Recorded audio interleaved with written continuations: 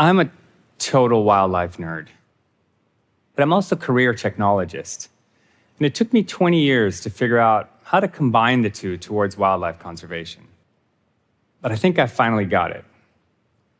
Technology has come so far in that time in generating data about our planet and its other non-human inhabitants. For example, there's a satellite in space that's dedicated to tracking the movements of hundreds of species. We can pluck DNA samples from rivers, soil, and dung to identify individual animals. And whales and seals are swimming around right now with sensors on, collecting ocean data for us. Now, this data is incredibly valuable to the science of protecting the planet. But I think it could be even more valuable. What if we use that data to give wild animals a unique digital identity that's recognizable by humans? Now, why would we do this?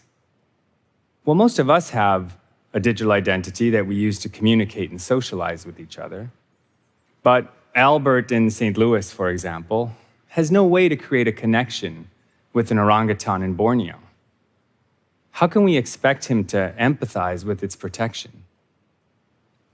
If we want to preserve all life on Earth, we need to create relationships with all life on Earth. And relationships are built upon recognizing someone's unique identity. So maybe giving one to that orangutan could create a bond with Albert that helps them both in the real world. Now, this is not as far-fetched as it seems. The technology and the data exist to do it.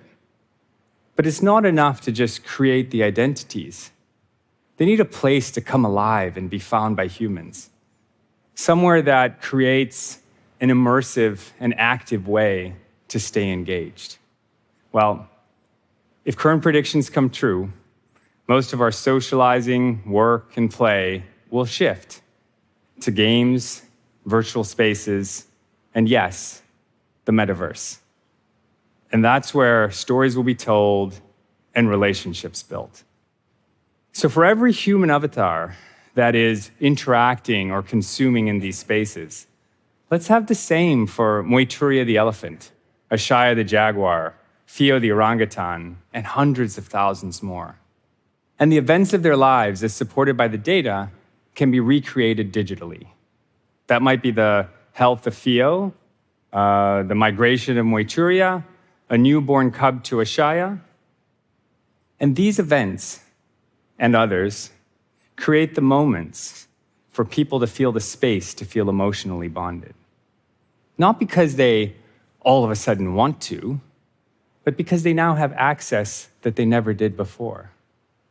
Some will use that space to connect directly with orangutan researchers in Borneo. Others will identify new patterns in elephant movements. Some will learn about deforestation by actually witnessing it.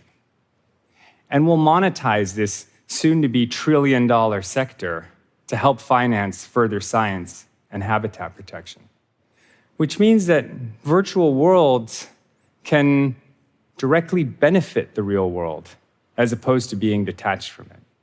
And we've been experimenting with this using the real data of animals like Fio and others. And we found that while our vision is still many years away from being realized, the platforms to make it happen already exist. Microsoft's flight simulator, it includes 2 trillion of the world's trees. It could include all the world's wildlife. Adidas recently included 5 GPS-tracked animals as athletes in its fitness app for its users to compete against. It could include thousands more. And Fortnite recently held a virtual concert with Travis Scott. They transported over 27 million of their users to a fictional world to witness that concert. Let's hold the next one in the Amazon rainforest.